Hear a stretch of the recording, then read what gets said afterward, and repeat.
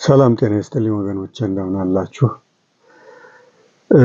ሰሞኑን ትግራይ ውስጥ ረሃብ ተከሰተ የሚል ዜና በቅጥረኛ በወያኔ ኢህአዴግ ወይም በብልጽግና በዳቦ ስሙ ቅጥረኛ ሚዲያዎች እየተራገበ እየተናፈሰ እያዳመጥን እየተከታተልን ነው።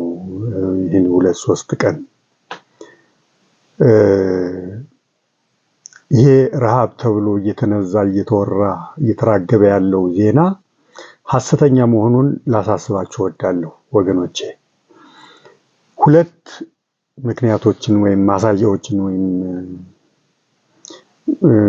ጠቋሚ ነገሮችን ልነግራችሁ እወዳለሁ፣ ሐሰተኛ መሆኑን የሚያጋልጡ ወይም የሚያረጋግጡ።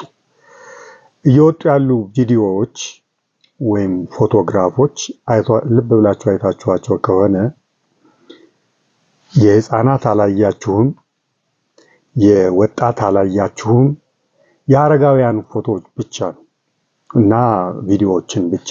አረጋውያን እነዚህ የከሱ የተጎሳቆሉ የሚመስሉ አረጋውያንን ፎቶ ብቻ ነው እያያችሁ ያላችሁት።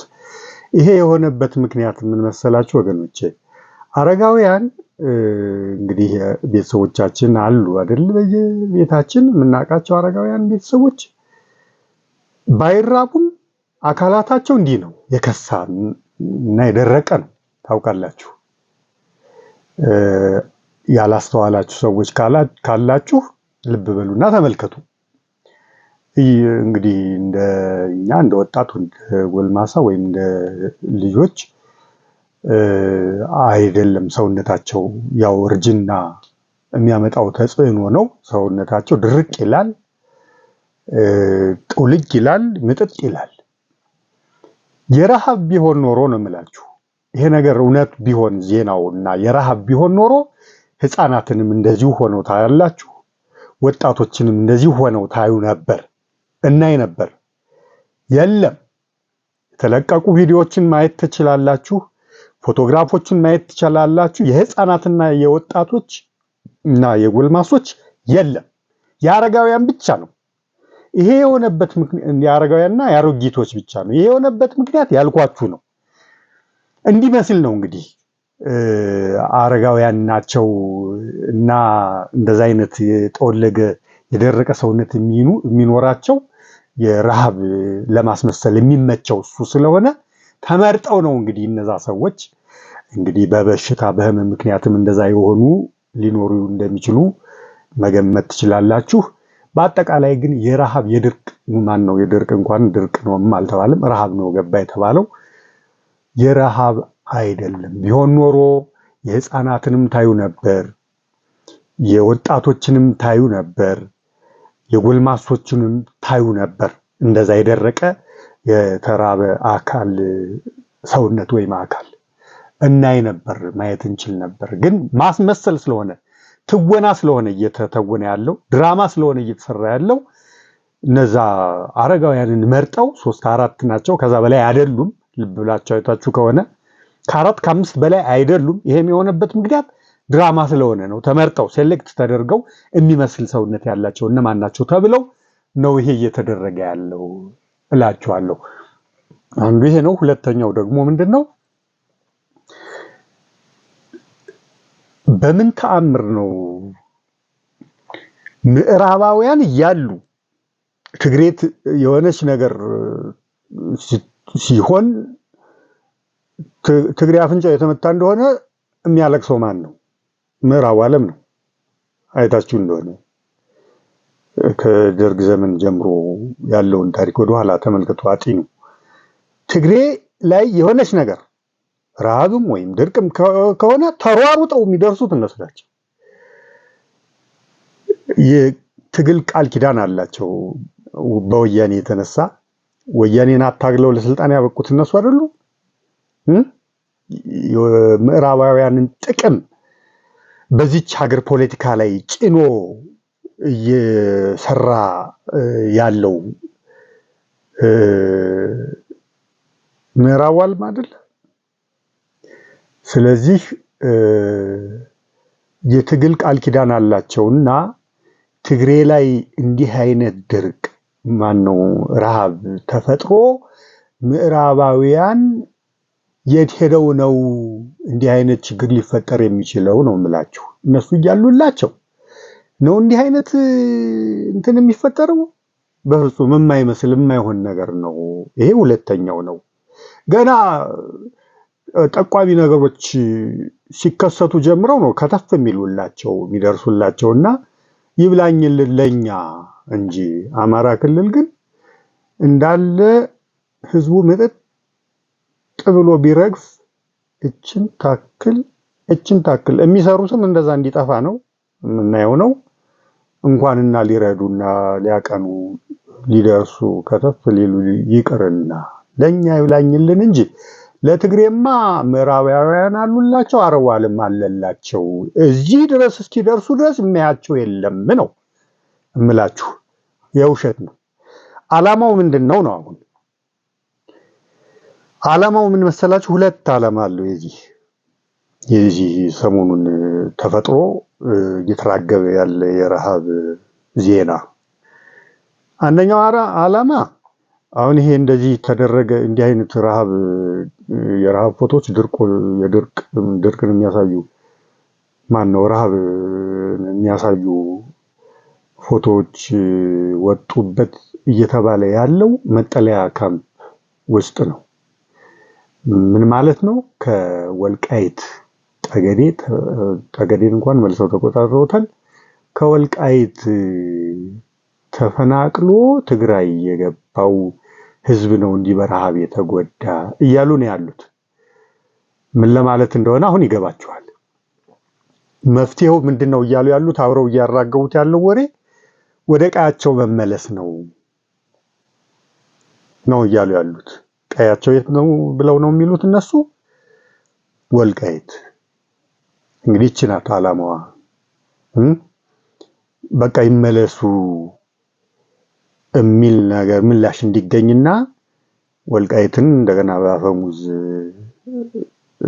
ተቆጣጥረው መልሰው ለመውሰድ እያሴሩ ያሉት ድራማ ነው የምላችሁ። ዓላማው አንዱ ይሄ ነው። ወልቃይትን መልሶ ለመውሰድ የሚደረግ ሴራ ነው። ሁለተኛው ዓላማ ደግሞ ፓተርኑን ልብ ብላችሁ ተመልክታችሁት ከሆነ የዚህን አገዛዝ የወያኔ ኢህአዴግን ወይም በዳቦ ስሙ ብልጽግናን ከ7-8 ዓመት ወዲህ በተለይ ያለውን ፓተርን ልብ ብላችሁ አጥንታችሁ ከሆነ አማራ ላይ ሊፈጽሙ ያሰቡትን ነገር አስቀድመው ትግራይ ላይ ተፈጸመ ብለው ያወራሉ፣ ወይም እንደተፈጸመ አስመስለው ይተውናሉ። ለምሳሌ ብትሉ ጦርነቱ የውሸት ጦርነት ነበር። አማራ ላይ እንደዛ አይነት ኋላ ላይ የፈጸሙትን ጭፍጨፋ፣ ፍጅት፣ ውድመት ለመፈጸም ሲታሰብ አስቀድመው ፕሬዚደንት ምን አስቀመጡ? ትግራይ ላይ ያተፈጸመ ብለው።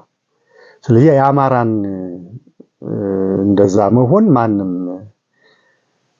ምክንያቱም የዛ ምላሽ ተደርጎ ስለሆነ የሚታሰበው እንዲታሰብ የሚደረገው ማንም ከቆብ አይቆጥረውም ማለት ነው። ስለዚህ ሲጀመር የጠቅላይ ሚኒስትር አማካሪ ተብሎ የጠቅላይ ሚኒስትርን ስራ እየሰራ ያለው አርከበ ቁባይ በሆነበት ሁኔታ የጦር ኃይሎች ጠቅላይ ኤታማዦር ሹም ተብሎ አማካሪ ተብሎ ሳሞራ የኑስ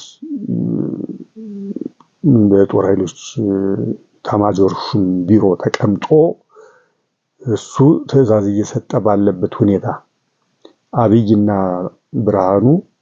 አብይ አህመድና ብርሃኑ ጁላ ጭምብሎች ናቸው። የነዚህ ድሮም ወያኔ ይህን ነው የሚሰራው። ታውቁ እንደሆነ ባለስልጣኑን ከአማራ ወይ ከኦሮሞ ወይ ከምናምን ወይ ከደቡብ ያደርግና ምክትሉን ትግሬ ያደርግና ነው ስራውን የሚሰራ። ስራውን የሚሰሩት ስልጣኑ ያላቸው ማዘዝ የሚችሉት ትግሮቹ ናቸው። እነዛ ላይ ስሞላ ነው ቁጭ ብለው ቁማሩን የሚቆምረው ፖለቲካውን የሚሰራው። አሁንም እንደዛ ነው ያለው ነው የምላችሁ። እነሱ እንደዛ ጦር ኃይሎች ጠቅላይ ኤታማዦር ሹም ተብሎ ሳሙራይኑስ በተቀመጠበትና አርከበ ቁባይ ጠቅላይ ሚኒስትር ቢሮ ተቀምጦ አማካሪ ተብሎ በአማካሪ ስም ተቀምጦ የጠቅላይ ሚኒስትርን ስራ እየሰራ ባለበት ሁኔታ ትግራይ እንደዛ አይነት ጦርነት ተፈጥሮ የትግራይ ህዝብ ሊጨፈጨፍ በምንም ታምር አይችልም ነው የምላችሁ፣ ደደቦች ካልሆንን በስተቀር። እና የውሸት ነበር ጦርነት ተብሎ ይተወን የነበረው። ያ ሁሉ ልክ የሆሊውድ ፊልምን ነው እኮ የተወኑትና ያሳዩን የሸወዱት ይህን ምስኪን ህዝብ፣ የዋህ ህዝብ። እና አማራ ላይ ግን የፈጸሙት ያ ሁሉ ጭፍጨፋ እስከ ሸዋ ሮቢት ድረስ መጥተው የፈጸሙት እሱ የእውነት ነው። እሱን ለማድረግ ነው እንግዲህ አስቀድመው ትግሬ ላይ ያተፈጸመ ብለው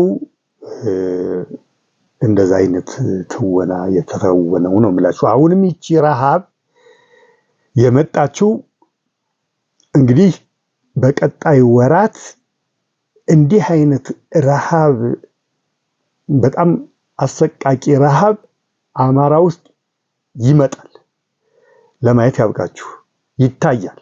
አሁንም እየተወራ ያለ ነገር አለ። በተለያየ አካባቢ ህዝቡ የሚልሰው የሚቀምሰው አጥቶ ችግር ላይ እንዳለ እየተወራ ነው። እሱ እንግዲህ ተባብሶ እንደዛ አይነት በጣም እንትን ደረጃ ይደርሳል። ሲቪር የሆነ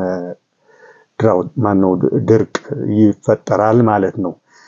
የእሱን ዜና ለማደብዘዝ ነው አሁን ትግሬ ላይ ለምን አማራ እንዳይባል ነው እንግዲህ ትግሬም እንዲህ ሆኗል እንዲባል ዜናውን ያንን ዜና ለማደብዘዝ እና ፕሬሲደንት ናት እቺ ነው የምላችሁ። እስካሁን ሲሰሩት የነበሩት ይሄንን ስለሆነ አስቀድሞ ትግሬ ላይ ፕሬሲደንቷን ያስቀምጣሉ።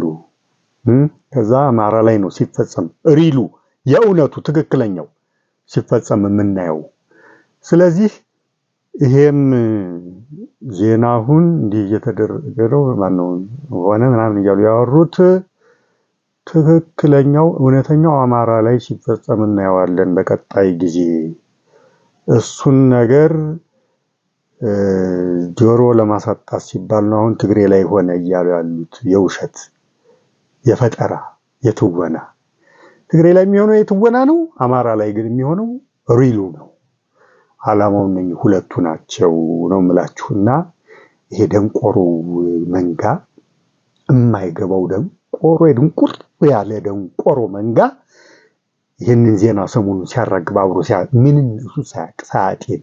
ለነገሩ ብዙዎቹ ያየኋቸው ይህንን ነገር እያራገቡ ያሉት እንድረስላቸው እያሉ ያሉት ቅጥረኛው ነው። ይሄ ተመሳስሎ አለ ቅጥረኛ ልክ ህዝባዊ መስሎ የህዝብ ወገን መስሎ ነገሮችን እንደዚህ ፍሬም የሚያደርግ ሰርኩላር እየወረደለት ነገሮችን የሚያራግብ እሱ ነው እንጂ እኔ ለነገሩ አላየንም። ህዝብ አብሮ ሲያራግብ አላየንም። አድፍጦ ጸጥ ብሎ ነው ያለው። ያ ቅጥረኛ መንጋዶ አሁን ያለ አይደል ምንድነው የሶሻል ሚዲያ ሰራዊት አለው አይደል በመቶ ሺዎች የሚቆጠር አገዛዙ እሱ ነው ይሄን እያራገበ ያለው። ስለዚህ ብዙም እንትን የሚል አይደለም። ግን እሱ ህዝብን ወደ ሳተ አቅጣጫ የመምራት አቅም ስላላቸው እስካሁንም ከለውጡ ድራማ ጀምሮ ህዝቡን እያሳቱ ከዛም በኋላ በተደረጉ ተደጋጋሚ ድራማዎች ህዝቡን እያሳቱ አቅጣጫ አስተው የሚነዱ ስለሆኑ ተጽዕኖ አላቸውና እንጠንቀቅ ነው ማለት እንፈልገው ወገኖቼ። ስለዚህ ይሄ ድርቅ ድንገት ይሄን 2-3 ቀን መጡና እንግዲህ አጀንዳ ስለሆነ ነው አያችሁ። እና እንደዛ አድርገው እያራገቡ ያሉት ነገር ሐሰተኛ ነውና አትሸወዱ። እውነተኛው ግን አማራ ላይ ሲፈጸም እናያለንና ጥንቃቄ እናድርግ፣ እንዘጋጅበት ማለት ነው የምፈልገው። አመሰግናለሁ። ሼር፣ ኮፒ ሊንክ፣ ሪፖስት፣ ፎሎው፣ ሰብስክራይብ እያደረጋችሁ አመሰግናለሁ።